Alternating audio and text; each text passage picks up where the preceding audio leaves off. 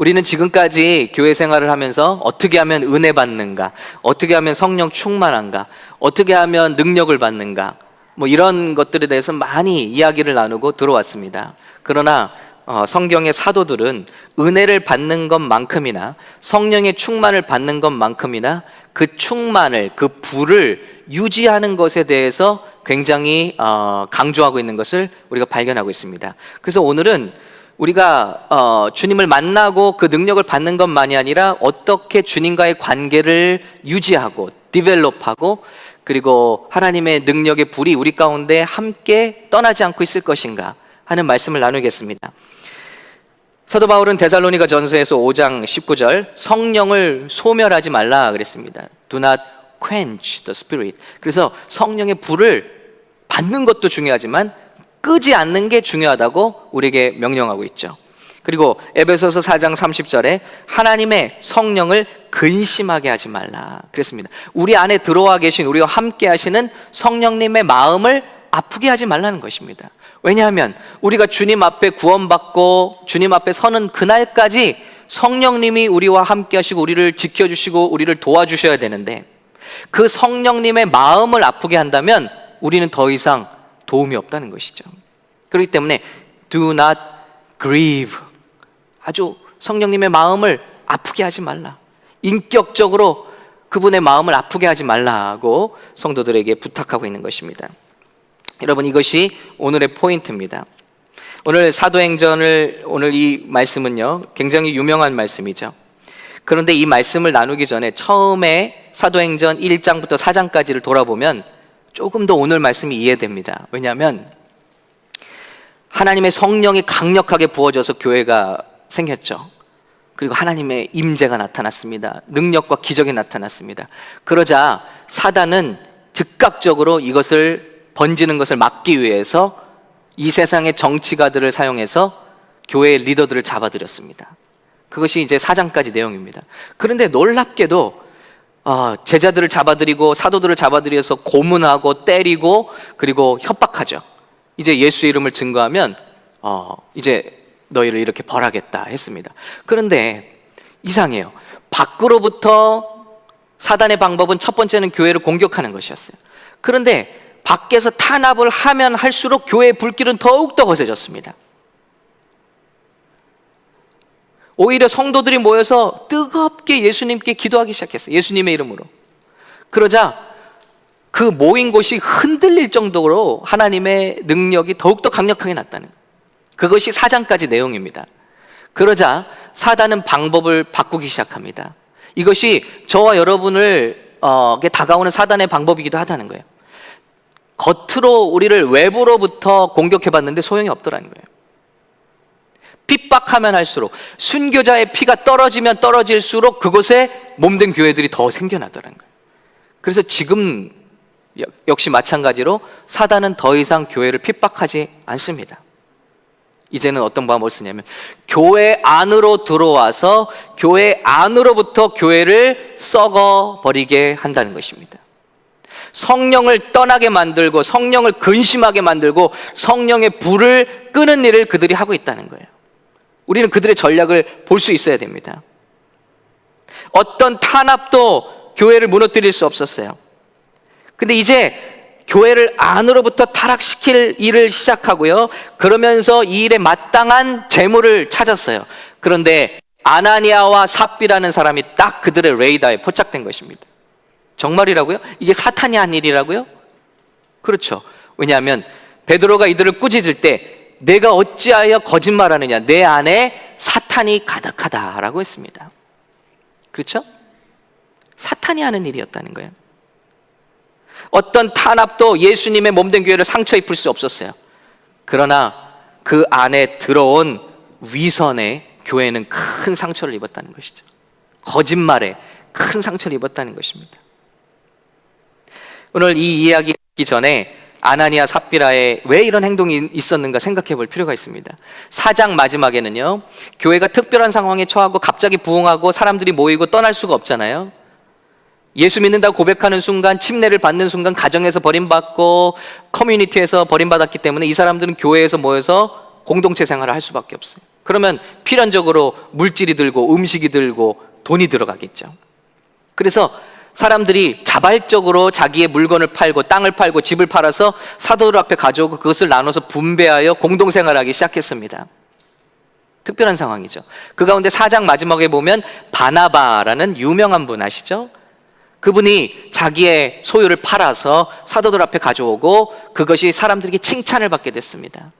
그러자 오늘 아나니아와 삽비라는 그 모습을 본 거예요. 그리고 우리도 땅을 팔자. 저 바나바 봐라. 교회에서 얼마나 칭찬받고 존경받는, 박수를 받고.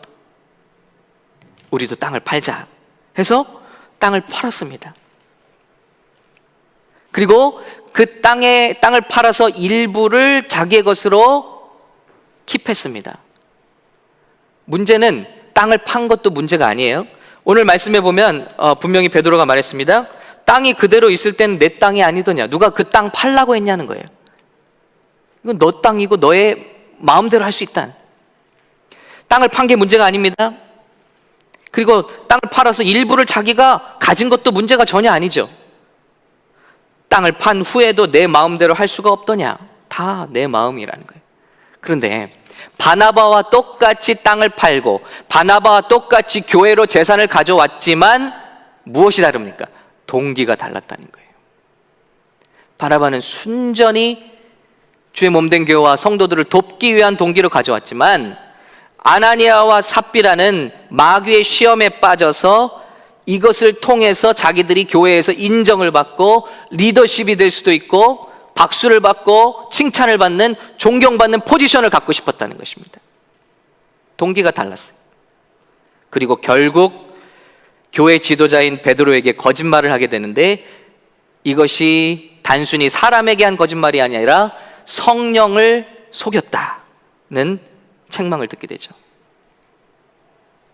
베드로는 누가 알려주지 않아도 그것을 볼 수 있는 눈이 있었습니다. 여러분, 이런 것들은 교회 지도자들과 리더들에게 주시는 하나님의 은사인 것 같아요. 지식의 은사라고도 하죠. 아는 거예요. 그냥 말해보지 않아도 그냥 오늘 예배를 한번 훑으면요 누가 빠졌는지가 들어와요. 목사님들 다 아시죠? 네. 여러분 리더분들 다 아시죠? 한 번만 훑으면, 새벽에도 한 번만 훑으면 누가 오셨는지 누가 빠졌는지 보입니다. 굳이 이야기를 나누지 않아도 영적인 분위기가 어떻게 흘러가는지 구역마다 센터마다 감지가 됩니다. 참 놀라운 일이에요. 이것들이 교회에게 주시는 은사들이죠. 베드로는 알았습니다. 이 사람이 굉장히 많은 돈을 들고 왔을 거예요. 땅을 팔고 집을 팔았으니까 큰 돈이겠죠. 일부를 킵했다 할지라도. 그러니 인간적으로 보면 막 박수치고 할렐루야 할 일인데 베드로는 그러지 않았습니다. 이것이 판 전부입니까? 라고 했을 때 그들은 네, 전부입니다. 마치 내 재산 전부를 다 하나님 앞에 믿음이 너무나 커서 드릴 수 있다는 것을 증명하기 위한 것처럼 그들은 말했고, 그 순간 그들은 성령님께 거짓말한 것이었습니다. 그 즉시로 그들이 책망을 받자 혼이 떠나가 쓰러졌다고 그랬습니다. 얼마나 이 사건이 성령님을 아프시게 하고 성령의 마음을 아프시게 했는지, 진노를 샀는지, 이 사건이 얼마나 교회에 중요한 일인지 주님은 그를 치셔서 본보기로 삼고 계시다니. 여러분, 그럼 우리가 알아야겠죠. 이 일은 굉장히 하나님께 중요한 일이구나. 이 뿌리는 무엇입니까? 우리는 그것을 보기 원합니다. 모든 이 위선의 뿌리는 바로 교만입니다. 그들은 인정과 칭찬을 원했습니다. 진정한 봉사에 인정과 칭찬이 따르는 건 당연하지요. 그러나 그것을 위해서 일하는 것은 교만이라는 것입니다. 베드로전서 5장 8절에 근신하라 깨어라 너희 대적 마귀가 우는 사자와 같이 두루 다니며 삼킬 자를 찾는다고 그랬어요. 교회에는 교회 밖으로 이제는 사단이 공격하지 않고요, 교회 안으로 들어와서 누구를 물을까, 누구를 집어 삼킬까를 찾는데 그들이 맡는 냄새는 무엇입니까? 교만의 냄새라는 것입니다. 어찌 보면 인류의 모든 죄가 그 뿌리가 교만에 있죠. 아담과 하와의 죄도 결국은 우리가 하나님같이 되고 싶다, 이 마음은 누가 줬죠? 사단이 주었어요. 근데 사단은 이사야서에서 뭐라고 말하죠? 내가 하나님과 비기리라, 그 마음이에요. 모든 영광과 칭찬과 존귀를 내가 갖고 싶다는 거예요. 그 마음이 뿌리라는 거예요. 그것이 같다는 것입니다. 상어는 바다에서 피 냄새를 맡습니다. 제가 오늘 말씀 검색해 보니까요, 상어의 피를 맡는 후각의 능력이 인간의 10,000배래요. 10,000배. 아니 10배만 돼도 대단히, 우리는 여기서 어떤 공기에 무슨 음식 냄새가 있어도 탁 감지를 하잖아요. 상어는요, 물속에 피 한 방울이 떠지면 인간의 10,000배로 그걸 느낀대요. 저는 생각해 봤습니다. 사단이 우는 사자처럼 이 교회를 두루다니면서 오늘 누구를 넘어뜨릴까, 누구를 통해서 이 교회를 넘어뜨릴까 찾는데, 그들이 찾는 냄새는 교만의 냄새. 아나니아와 삽비라가 정확히 그들의 먹잇감이 되어버렸다는 것입니다.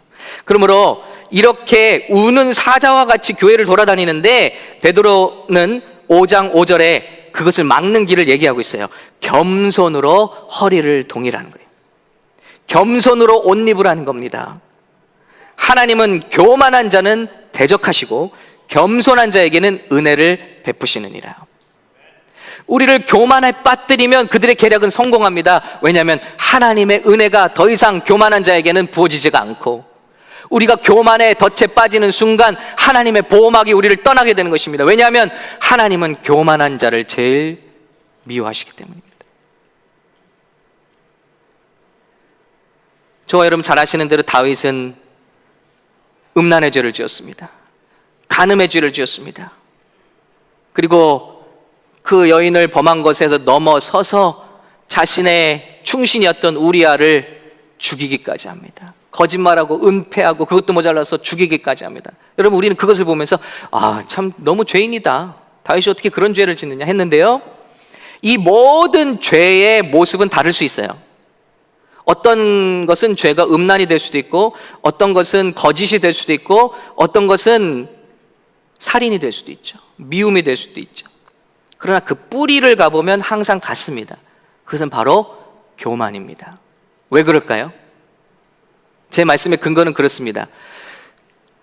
사무엘, 이 장면이 하 11장인가요? 상 11장인지 제가 기억이 잘 안 납니다만, 그 장을 여러분 살펴보시면요, 다윗이 어떻게 이 수렁에 빠졌는가가 나오고 있어요. 이제 계절이 바뀌어 봄이 돌아왔다고 그랬어요. 1절에. 봄은 전쟁하는 시즌이에요. 그리고 그 1절에 말하기를 요압과 부하들은 이미 어떤 한 성을 포위하고 싸우고 있었어요. 그런데 평소와는 다른 모습을 보여줍니다. 다윗이 어떻게 하고 있죠? 성 안에 있는 거예요. 뭔가 의지하는 바가 생겼어요. 이제 더 이상 싸우지 않아요. 부하들만 내보낼 뿐입니다. 그리고 2절로 가면 어떤 내용이 있냐면, 그가 저녁 때 일어났다라고 되어 있어요. 저녁은 잠자러 들어가야 되잖아요. 근데 저녁 때 일어났어요. 방비를 푼 겁니다. 자신을 믿는 겁니다. 군사력을 믿는 겁니다. 하나님을 의지하지 않은 겁니다. 순간 방심한 것입니다. 그때 마귀가 그에게 연출을 한 것이죠. 마침 그래서 잠이 오지 않아서 옥상에 가서 거니는데 마침 멀리서 목욕하는 여인을 발견한 겁니다. 그리고 덫을, 그 먹이를 물어버리고 말았습니다. 어떤 시점입니까? 더 이상 하나님을 의지하지 않을 때. 그래서 살인, 거짓, 음란, 이 모든 것의 뿌리가 하나님을 더 이상 의지하지 않는 교만이 내 안에 들어올 때 이런 죄를 쉽게 짓게 된다. 한국 교회 우리 리더들이 무너질 때 어떤 똑같은 시점이에요. 이제는 교세가 확장되고 이제는 뭔가 힘이 있다 여겨질 무렵에 많은 지도자들이 무너지게 됩니다. 더 이상 하나님을 의지하지 않는 거예요. 그때가 마귀가 덥석 무는 시점이라는 겁니다. 모든 단계 속에서 하나님은 다윗에게 돌아가라, 그만해라, 이제 너는 회개해야 된다라는 사인을 주셨어요. 어떻게 알 수 있죠? 여인에 대해서 뒷조사를 해봤습니다. 그랬더니 답이 왔는데 당신의 충신 우리아의 아내입니다. 그럼 그만해야죠. 다른 사람도 아니고 자기를 위해서 지금 목숨 바쳐 싸우고 있는 부하의 아내인데 건드리지 말아야죠. 그럼 데려오라는 거예요. 내가 왕인데 이 정도는 할 수 있지 않냐 하는 교만한 마음이 있는 것입니다. 돌이키지 않는 거예요. 하나님은 사인을 주고 계신 거예요. 그만해라, 그만해라, 돌이켜라. 여인을 데려왔습니다. 그랬더니 알고 보니 여인이 경수중이었다고 그랬어요. 그러면 그만해야 되잖아요. 또 갑니다. 이 여인을 기다리게 해요. 경수가 끝날 때까지. 그리고 관계를 갖습니다. 그리고 집으로 돌려보냅니다. 완전 범죄를 하려고 한 거예요. 가임 기간이 아니기 때문에 이런 관계를 갖고 돌려보내도 아무 일 없던 것처럼 될 줄 알았어요. 그런데 놀라운 소식은 이 여인이 아기를 가졌다는 거예요. 임신했다는 소식이 들려요. 그럼 여기서 그만하고 빨리 회개해야 되죠. 계속 가는 거예요. 우리아를 데려오라. 우리아를 데려와서 아내와 합방을 시키라는 거예요. 그런데 이 우리아가 또 얼마나 참 다윗을 사랑하는 종인지, 전우들을 사랑하는 종인지, 우리 친구들이, 우리 전우들이 지금 전장에서 죽어가고 있습니다. 그런데 제가 어떻게 제 아내와 함께 방에서 잠을 자겠습니까? 그리고 성 밖에서 잠을 잤어요. 미쳐버리는 거죠, 다윗은. 그리고 다음 단계로 갑니다. 우리아에게 편지를 주어서 요압 장군에게 보내는데, 그 편지에는 이 자를, 편지 든 자를 제일 전쟁이 치열한 앞에 보내서 그를 죽여버리라는 것입니다. 요압이 그것을 보았을 때 어땠을까요? 이 시점으로부터 다윗은 요압의 신뢰를 잃어버리는 것이죠. 그리고 반역자의 편에 요압이 서게 되는 것입니다. 모든 것들이 이 시점부터 완전히 무너져 내리기 시작했어요. 이 모든 마음의 근본이 무엇입니까? 음란이 문제가 아니에요. 거짓이 문제가 아니에요. 살인이 문제가 아니에요. 그 모든 중심의 뿌리에는 내가 이 정도는 할 수 있는데, 왕인데 이 정도의 힘이 있지 않은가 하는 것입니다. 이것이 교만이라는 것입니다. 그래서 교만한 사람은 더 이상 기도하지 않습니다. 교만한 사람은 진실한 기도를 하지 않습니다. 교만한 사람은 하나님을 의지하지 않습니다. 교만한 사람은 거짓말합니다. 교만한 사람은 죄의 유혹에 쉽게 넘어지고 맙니다. 그러면서도 이 죄가 얼마나 치명적인지를 깨닫지를 못합니다. 왜? 나에게 이것은 로맨스라고 생각하니까, 나는 괜찮다고 생각하니까. 이것이 우리를 죽이고 있는 교만의 문제라는 것입니다. 왕이 자기 군사를 세는 것은 당연한 것이죠. 문제 아닙니다. 다윗은 자기 군대를 세게 합니다. 그런데 여기 문제가 있어요. 성경에서 군대를 세는 건 여러 번 나옵니다. 심지어는 성경의 한 책이 even numbers, 수예요. 수를 세는 거예요. 민수기. 문제가 아니에요. 그런데 그 수를 왜 세느냐 하는 동기를 하나님은 보시는 거예요. 왜 세느냐? 내 힘이 얼마만큼 되는 거예요. 이제는 이 정도면은 기도하지 않아도 내가 어느 나라쯤은 쉽게 이길 수 있겠다, 과시하고 싶은 것입니다. 부하들도 그걸 느낄 수가 있었습니다. 그리고 만류합니다. 왕이시여, 하나님께서 함께 하시는데 왜 이런 지금 인구조사를 시작합니까? 과시하고 싶은 거예요. 과시욕. 그 모든 중심에 교만이 들어있다. 오늘 아나니아와 삽비라의 문제는 재산을 판 것이 아니죠. 그렇게 해서 바나바와 같이 영광과 칭찬을 받고 싶어 했던 거예요. 절반을 킵한 것도 전혀 문제가 아닙니다. 그러나 절반을 킵하고 마치 전부를 드리는 것처럼 내 신앙의 실제 모습보다 훨씬 있게 포장하고 꾸미는 일에 저들이 올인했다는 거예요. 그리고 중요한 것은 오늘 말씀처럼 이 부부는 서로 이것을 알고 있었다는 거예요. 즉, 이것이 거짓말이라는 것을 알면서도 끝까지 거짓말로 갔다는 거예요. 이것이 성령을 근심하게 하고 성령을 대적하는 일이었다는 것입니다. 이것이 바로 교만이고 모습입니다. 우리가 왜 거짓말을 할까요? 우리가 왜 위선을 할까요? 왜 우리가 가진 본래 모습보다 항상 더 좋아 보이려고 할까요? 우리 젊은이들은 왜 소셜 네트워크에서 또 가상세계에서 왜 그렇게 많은 시간을 보내고 실제로 자기의 마음은 궁핍하고 어려운데도 불구하고 항상 행복한 모습을 보여주려고 노력하는 걸까요? 우리 어른들은 왜 교회에서 교회 놀이를 하는 걸까요?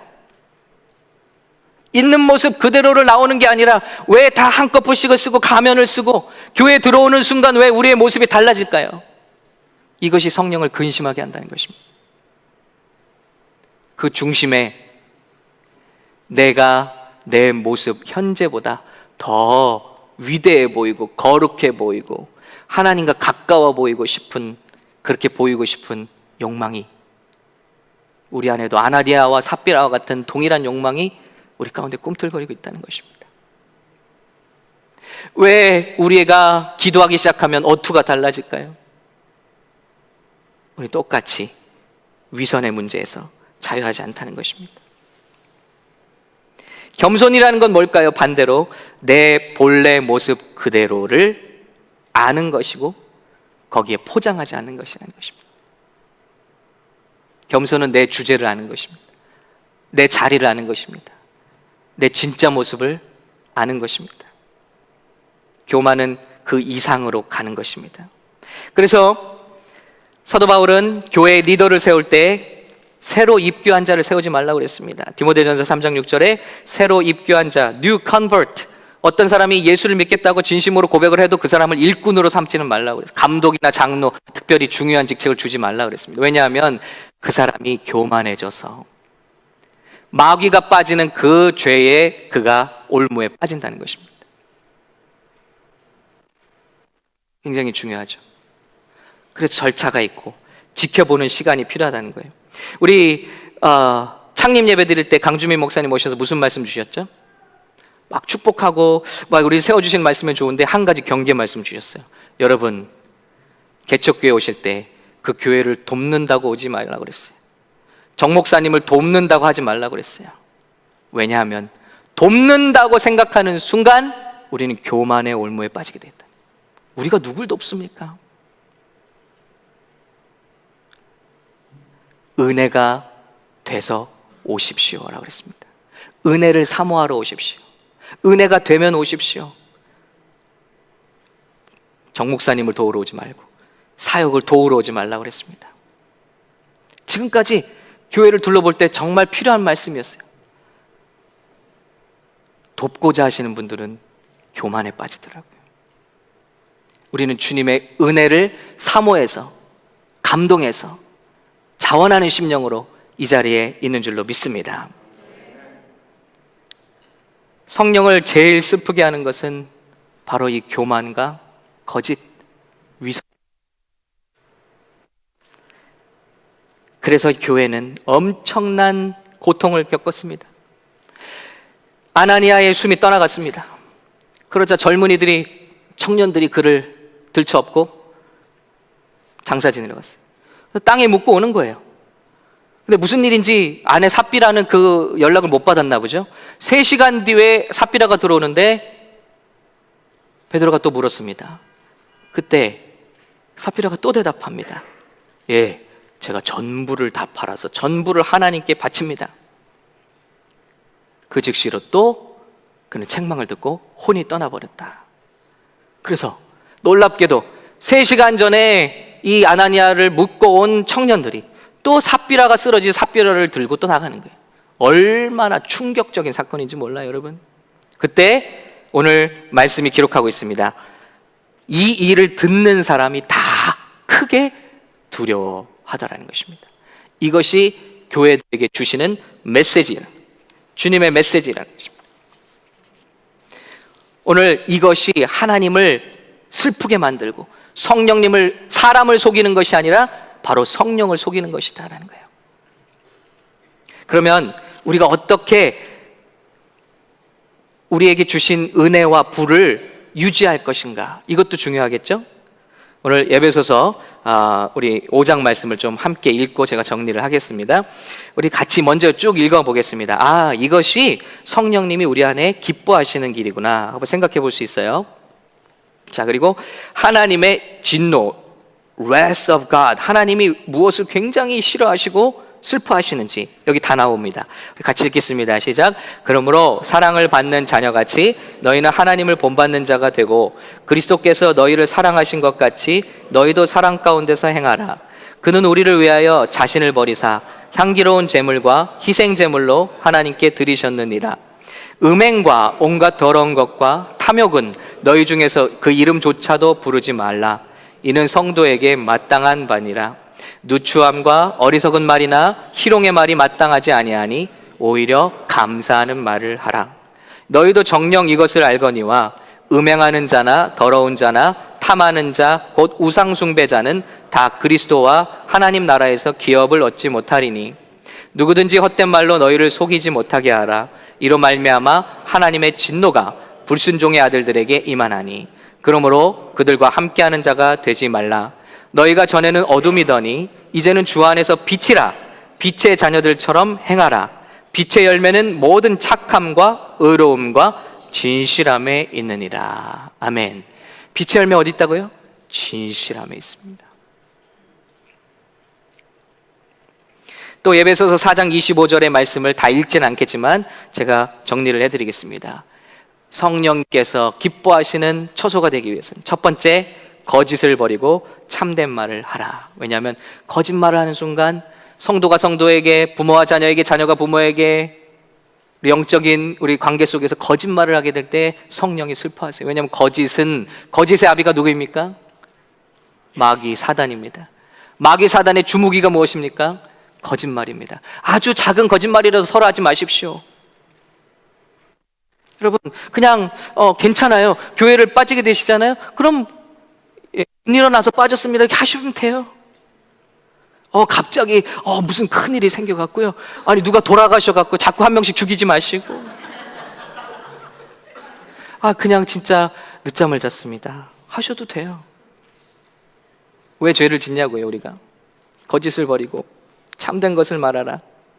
두 번째, 분을 내어도 죄를 짓지 말며 해가 지도록 품지 말라는 것입니다.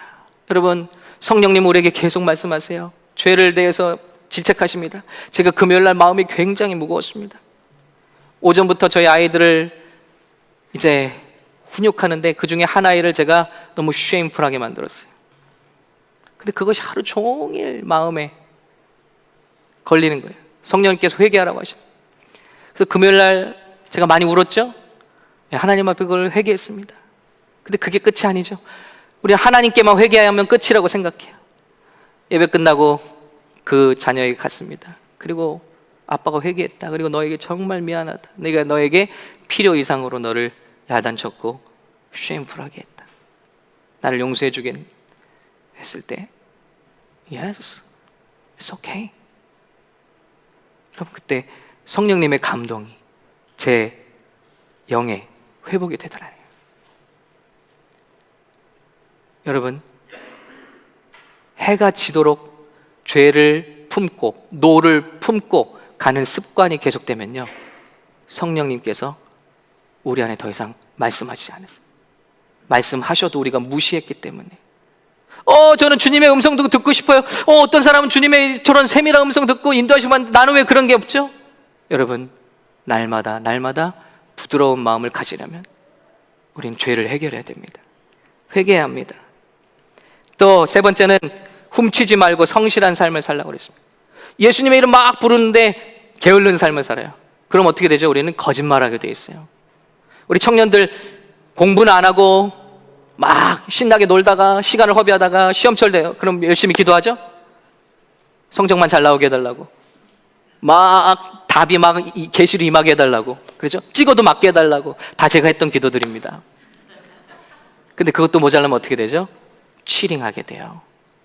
거짓말하게 되는 거예요. 왜요? 내 실력, 참 실력보다 더 높은 것을 바라는 것, 그 모든 것들이 다 거짓, 위선이에요. 교만이에요. 그렇기 때문에 우리는 성실한 삶을 살아야 합니다. 그리고 더러운 말은 입 밖에 내지 말고 덕을 세우는 데 소용이 되는 대로 선한 말을 하여 은혜를 끼치라 그랬습니다. 더러운 말을 하지 말라. filthy 어떤 그런 speaking, foolish talking, 음란, 또 어떠한 굉장히 지저분한 농담들, 이런 것을 할 때 성령이 기뻐하시지 않는다. 될 수 있는 대로 선한 말을 하고 세우는 말, 덕스러운 말을 해라. 항상 맞는 말이 덕스러운 말은 아닙니다. 이 말을 했을 때 우리 공동체에 세우는 말이냐, 덕이 되는 말이냐, 필요한 말이냐, 이것을 따져봐야 된다는 거예요. 다섯 번째, 악독과 노함, 분냄과 비방을 멈추고 악의를 멈추라. 멜러시, 악의, 내가 저 사람 어떻게 해코지해야겠다, 저 사람을 공격해야겠다 하는 악의가 있으면 성령님이 역사하시지 않아요. 그래서 6번째, 우리는 서로를 친절하게 불쌍히 여기고 서로 용서하라고 그랬어요. 용서하라. 그래서 용서는 우리의 라이프 스타일이 되어야 됩니다. 용서가 라이프 스타일이 될 때 성령께서 우리 안에 강하게 역사하십니다. 누군가를 미워해 보세요. 성령의 불이 확 꺼집니다. 그렇죠? 은혜 다 받고 혈기 부려보세요. 그래서 그러잖아요. 우리 수련회 같은데, 뜨레스디아스 같은데 갔다 오면 항상 누가 나를 버깅하는 사람을 만들어. 그래서 막 소리 지르고 화내고 막 다 쏟아버리죠. 사단의 방법. 그리고 은혜를 다 캔슬해버리는 거예요. 그리고 7번째, 찬양과 감사를 생활하라. 그래서 19절 이렇게 기록하고 있습니다. 우리 같이 읽겠습니다. 시작. 시와 찬송과 신령한 노래들로 서로 화답하며 너희의 마음으로 주께 노래하며 찬송하며 범사에 우리 주 예수 그리스도의 이름으로 항상 아버지께 감사하며 그랬습니다. Giving thanks always for all things 그랬습니다. 모든 것에 감사하라. 불평불만하지 말고 하나님께 감사하라. 찬양이 삶 속에 있어야 돼요. 찬양하게 되면 성령 기뻐하십니다. 우리가 예배에 성공하면 성령이 기뻐하십니다. 성령 충만하길 바라면서 예배를 걸러보세요. 성령 충만 됩니까? 여러분, 될 수 있는 한 예배의 가장 중요한 요소인 찬양의 시간에 성공하시기를 예수님의 이름으로 간절히 부탁드립니다. 예배 여러 요소가 있어요. 기도, 말씀, 찬양이 있는데 어떤 사람들은 말씀만 들으면 돼 하고 말씀 시간에 오는 분들이 있어요. 예배의 실패입니다. 예배의 핵심, 예배의 꽃은 하나님께 영광과 찬양과 경배를 올려드리며 우리의 사랑과 구원의 감격을 올려드리는 것인 줄로 믿습니다. 그 예배에 성공할 때 성령께서 우리 마음을 다 감동시켜 주십니다. 그리고 옥토밭이 되어서 하나님의 말씀을 들을 때 그것이 뿌리 깊게 말씀을 내리고 사단이 빼앗을 수 없는 깊이로 말씀이 들어가게 되는 것입니다. 그러므로 예배 허겁지겁 오지 마시고 예배부터 성공하시기를 간절히 축복합니다. 그리고 서로 복종하라 그랬어요. 서로 서밋하라.